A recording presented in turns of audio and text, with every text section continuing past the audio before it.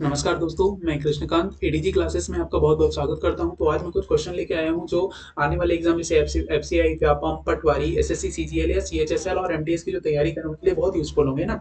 तो हमारी क्लास का क्वेश्चन नंबर फर्स्ट है। जैसे आपको दिया हुआ है कि दो छूटें दी हुई है ना, दो डिस्काउंट दिए हैं आपको 20% का तो 15% का। अगर आपको ऐसी छूट दी हुई है, अगर आपको इस तरीके क्वेश्चन आता है तो आपको कुछ नहीं करना है। डिस्काउंट दिया है ना, तो आपको डिस्काउंट में एक ही फॉर्मूला लगाना है, A plus B into A B upon 100। क्या करना है? A plus B into A B upon 100 सीधा सीधा अप्लाई करना है, कुछ नहीं करना है। ए की वैल्यू कितनी है? 20 है ना। अब चूंकि छूट दी गई, छूट कैसे होती है? नेगेटिव होती है। तो मैंने ए की जगह कितना लिया? -20 और बी की जगह कितना लिया? -15 लिया कि नहीं लिया? अगेन ए इंटू बी मतलब 20 इंटू -15 अपॉन 100। ओके, अगर ये ऐसा लिखा हुआ है तो आप क्या करोगे? देखो, -20 एंड -15 लिखोगे, कितना हो जाएगा? 35 प्लस, अब यहाँ पे देखिए 15 दूना 30 मतलब टोटल कितना आ जाएगा? 300 अपॉन 100। अब आपने इसको देखा सॉल्व करने के बाद तो आपने देखा यहाँ पे कितना आया? 3 -35 प्लस 3 मतलब कितना हुआ? -32। -32 का दैट मीन्स आपको टोटल जो डिस्काउंट मिलेगा वो कितने परसेंट का मिलेगा? 32% का आपको होल डिस्काउंट प्रोवाइड किया जाएगा। अगर इसी क्वेश्चन को आप बेसिक से करते तो कोई भी दिक्कत नहीं थी, तो भी कोई इशू नहीं आता।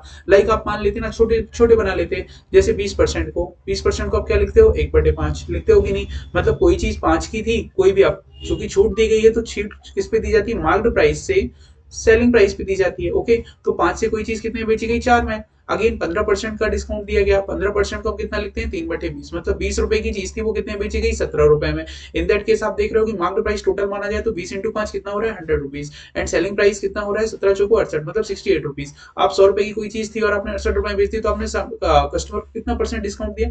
आपने कस्टमर को डिस्काउंट दिया 32%। दिया कि नहीं दिया? साफ साफ समझ में आ रहा है कि 100 रुपए मार्केट प्राइस था, 68 रुपए क्या मैं आपने दे दिया। अगर आपने 68 रुपए में दे दिया तो आपके पास कितना डिस्काउंट मिल दिया आपने कस्टमर को? आपने उसको डिस्काउंट दिया 32% का डिस्काउंट दिया। अगर आप ऐसा भी नहीं करना चाहते हो तो बेस 100 लेके भी कर सकते हो इसी क्वेश्चन को। थर्ड मेथड बता रहा हूँ ना, थर्ड मेथड। अगर आपने मान लिया कि दोनों का मार्केट प्राइस और सेलिंग प्राइस, चूंकि जो डिस्काउंट होता है, छूट मतलब क्या बोलते हैं? डिस्काउंट। ओके, डिस्काउंट जो होता है ये किस पे देता है? मार्केट प्राइस पे देता है। तो मार्केट प्राइस अगर मैं पहले वाले का 100 मानूं तो इस पर डिस्काउंट कितना दिया? 20%। तो 20% डिस्काउंट देने के बाद वो कितने रुपए की चीज मिलेगी? 80 रुपए की। दूसरी वाली चीज का भी मैंने कितना मान लिया? 100 रुपए है। अब 100 रुपए में 15 का डिस्काउंट देने के बाद वो कितने मिलेगी? 85 रुपीज की मिलेगी। मिलेगी कि नहीं मिलेगी? आप साफ साफ देख रहे हो, मिलेगी कि नहीं मिलेगी? अब दोनों चीजें हैं, अगर मैं इनको क्रॉस करूं तो देखिए आराम से क्रॉस हो जाएंगे ना। क्रॉस करेंगे तो यहाँ पे कितना हो जाएगा? 5 और यहाँ पे कितना आ जाएगा? 4। यहाँ पे कितना हो जाएगा? 20 और यहाँ पे कितना हो जाएगा? 17। तो देखो आंसर वही जैसा जो पहला पैटर्न था हमारा, जो सेकंड हमने मेथड बताया है उसी मेथड पे अप्लाई होगा। तो 20 पंचे 100 और यहाँ पे 17 चौको 68 मतलब मार्क्ड प्राइस, आपने जो अंकित मूल्य लिखा था, आपने जो अंकित मूल्य लिखा था वो कितना था? 100 रुपीज। और आपने बेस कितने में दिया? 68 में। दैट मीन्स आपको साफ साफ समझ में आ रहा है कि आपने कितना डिस्काउंट दिया? 32% का कस्टमर को गेन किया या 32% का उसको डिस्काउंट दिया। सेकंड क्वेश्चन देखिए। सेकंड क्वेश्चन आपको दिया है 3 of A is equal to है 4 of B is equal to 5 of C के दिया हुआ है ना। अगर ये क्वेश्चन इस तरीके से दिया है तो कुछ नहीं करना। अगर आपको A ratio B ratio C निकालना है तो आप सबसे पहले क्या करोगे? एलसीएम करोगे। किसका? एलसीएम निकालोगे। एलसीएम किसका निकालना है? जो इनके साथ लिखे हुए इनके कोफिशिएंट का निकालना है। तो 3 लिखा है, 4 लिखा है और 5 लिखा है। आपको जो कोफिशिएंट दिए आपने इनका एलसीएम निकाला, कितना आया? मेरे अकॉर्डिंग इनका एलसीएम कितना है? 60 है। और सभी एलसीएम को इसके नीचे लिख दो। तो 3a upon 60, 4b upon 60 and 5c upon 60। आप क्रॉस करेंगे, ए से कितने टाइम जाएगा? 20 टाइम। 4 से कितने टाइम जाएगा? 15 टाइम। एंड 5 से कितने टाइम जाएगा? 12 टाइम।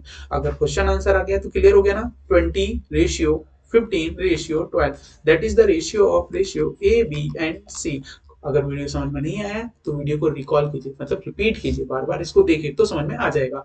तो है ना, सबसे बेस्ट अप्रोच इस क्वेश्चन करने की यही थी। नेक्स्ट क्वेश्चन जैसे आपको यहाँ पे दिखा हुआ है, यहाँ पे लिखा है कॉसेक थीटा की वैल्यू आपको निकालनी है। कॉसेक थीटा, अगर आपने ट्रिग्नोमेट्री की मेरी वीडियोस देखे तो मैंने आपको वहां पे एक चीज बताई थी, हमेशा एंगल कहाँ बना हुआ है? यहाँ पे। अगर एंगल यहाँ पे बना हुआ है, अगर एंगल यहाँ पे क्रिएट हो रहा है तो इसके सामने की साइड परपेंडिकुलर की कौन सी होगी? ये होगी। मतलब लंब कौन सा होगा? ये वाला पोर्शन होगा।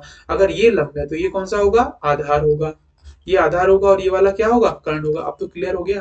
अब तो क्लियर हो गया कि नहीं हो गया?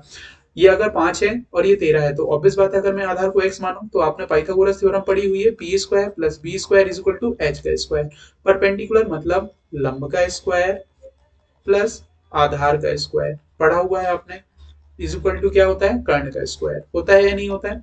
तो आपने कर्ण लंब का आधार कितना है? 5 का स्क्वायर। आपको आधार पता नहीं, आपने कंसीडर कर लिया कि x मान लिया, इज इक्वल टू 13 का square.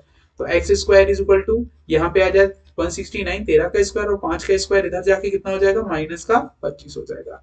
Then X square is equal to कितना हो जाएगा, 144 हो जाएगा। तो एक्स बराबर कितना आ जाएगा, 12। साफ साफ समझ में आ गया, एक्स 12 आ गया। अब आपको निकालना क्या है, कॉसेक थीटा निकालना है। तो कॉसेक थीटा जो होता है, जो कॉसेक थीटा होता है, कॉसेक थीटा, कॉसेक थीटा बराबर क्या होता है, इंग्लिश में मैंने आपको ट्रिग्नोमेट्री की वीडियो में बताया था, cosec theta is equal to क्या होता है, कर्ण बटे लंब। ये इंग्लिश मीडियम के लिए बात करूं तो क्या होता है, हाइपोटेनस अपॉन परपेंडिकुलर।